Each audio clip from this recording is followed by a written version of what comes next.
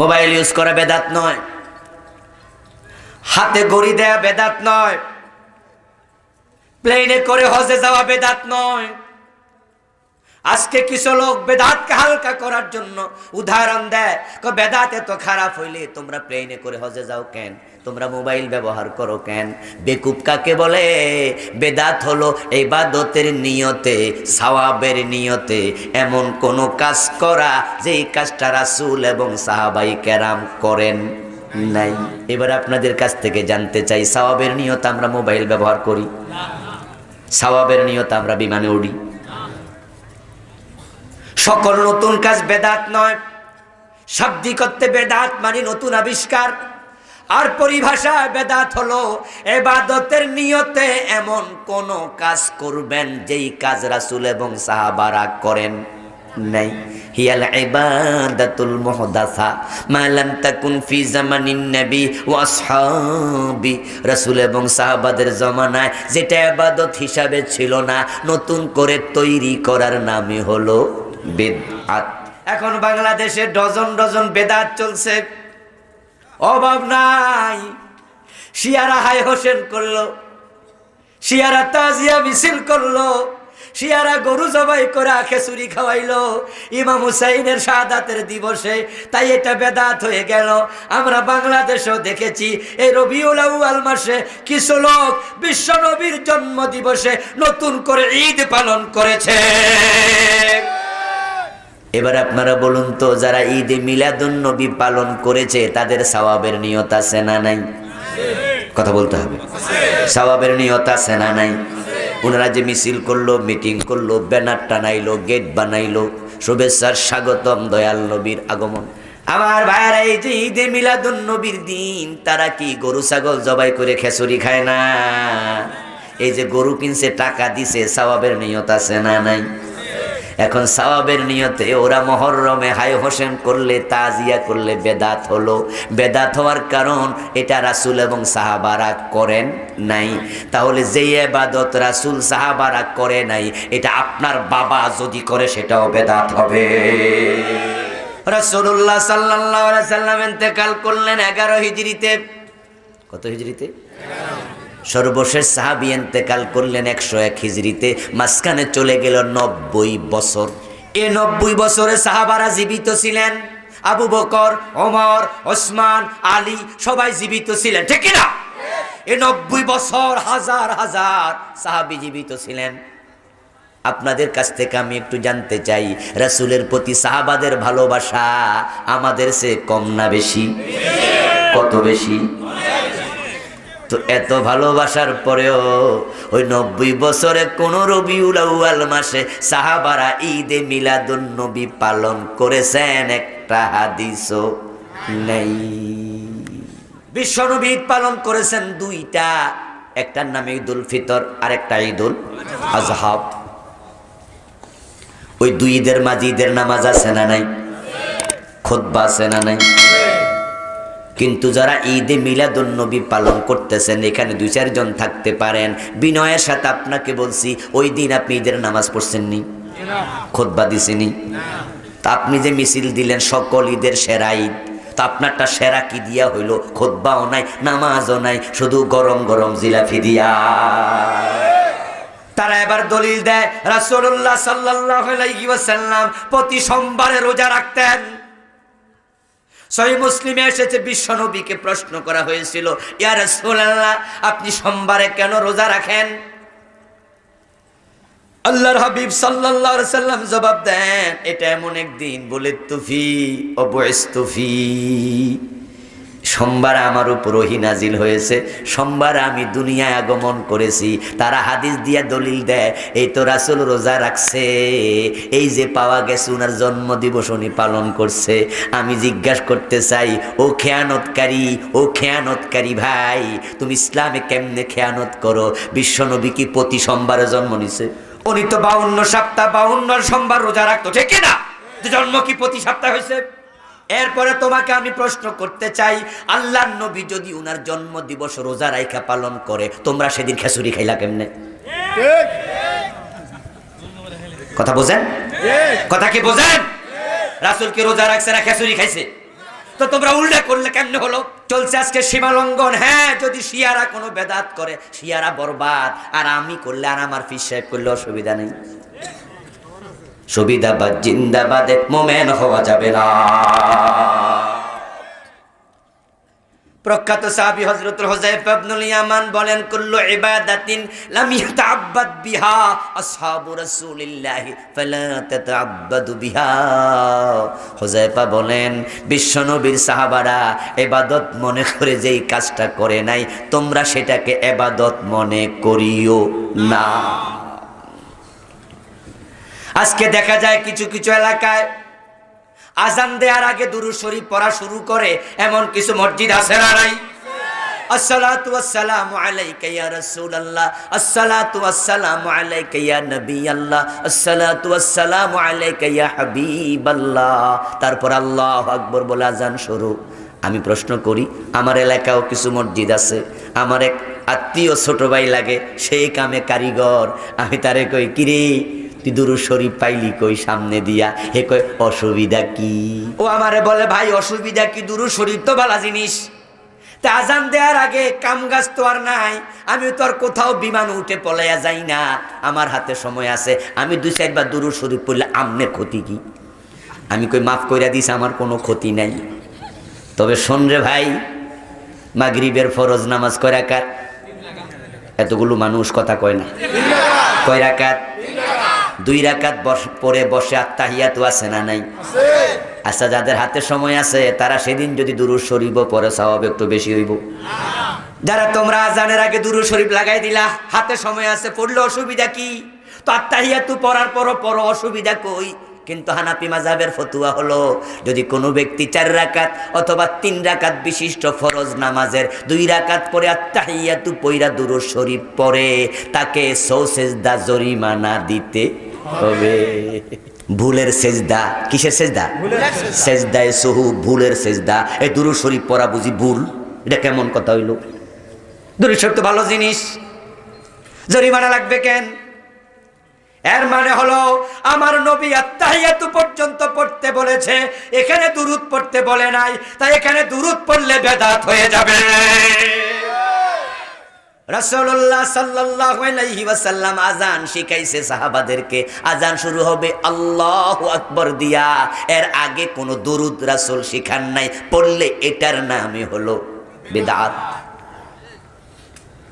বিখ্যাত সাহাবী আব্দুল্লাহ ইবনে ওমর রাদিয়াল্লাহু তাআলা আনহুর সামনে আল্লাহর এক বান্দা হাসি দিল।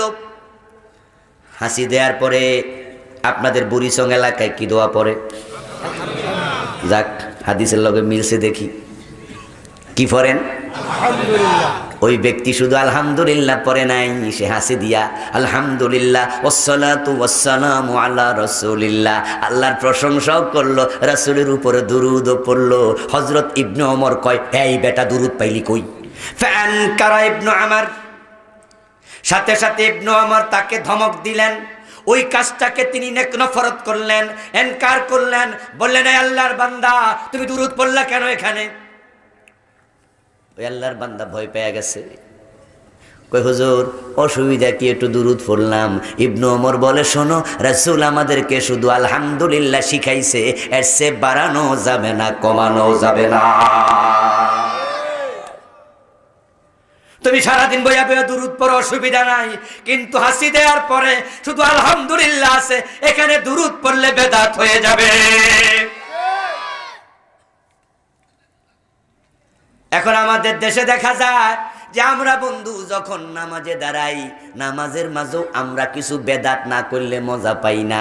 তাই দেখা যায় প্রায় মুসল্লি, আমি নিজেও ছিলাম এই কামের কাজী, নামাজে দাঁড়াইয়া আমরা পড়ি ইন্নী ওয়াজ্জাহতু ওয়াজহিয়া লিল্লাযী, এটা শেষ করে তারপরে আল্লাহু আকবার। অথচ বিশ্বনবী আল্লাহু আকবার তাকবীরে তাহরিমার আগে একদিনও ইন্নী ওয়াজ্জাহতু পড়েন নাই। গড়ে আমরা পড়তেছি, এমন কাজ করে আজকের এখানেও আছে না নাই? আমি নিজেও করতাম। ও ভাই আমার, মানুষ ভুল করে, ভুল করার পরে প্রমাণ যদি হয় এটা হাদিসে নাই, আপনি ভুল করবেন নাকি সংশোধন হবেন? এটাই তো নিয়ম। প্রশ্ন হতে পারে হুজুর এই ভুলগুলো আগের হুজুররা কেন করছে, প্রশ্ন হতে পারে না? ওনারা তো আপনাদের ওস্তাদ ছিল, অথবা আরো বড় আগের হুজুররা করছে কেমনে? আমি তখন বলি শোনো ভাই, আজ থেকে 100 বছর পিছনে যাও, 150 বছর পিছনে যাও, পুরা বাংলাদেশ খুঁজো, একটা টাইটেল মাদ্রাসা পাওয়া যেত না। যদি কেউ আলেম হওয়া লাগতো তাকে কলকাতা আলিয়া পড়া লাগতো, ঠিক কিনা? ওখানে মাওলানা পাস। যদি দেওবন্দ না যাইতো তাহলে দাওরা পাস কপালে জুটতো না। আপনারা যারা আমার বয়সী আছেন, আমার একটু সমবয়সী সিনিয়র আছেন, আমাদের অনেকের মক্তবের ওস্তাদ ছিল মুন্সি। আমার ওস্তাদ ছিল মুন্সি, মক্তবে পড়াতো আনাকুম বানাকুম তানাকুম সানাকুম। মক্তবে পড়া দিয়া কলাই তুলতে যাইতো, ওই কলাই খেত মক্তব থেকে একটু দূরে, ওইখানে বইয়া হাত টানা দিত ফরস নি। আমরা কইতাম জি হুজুর।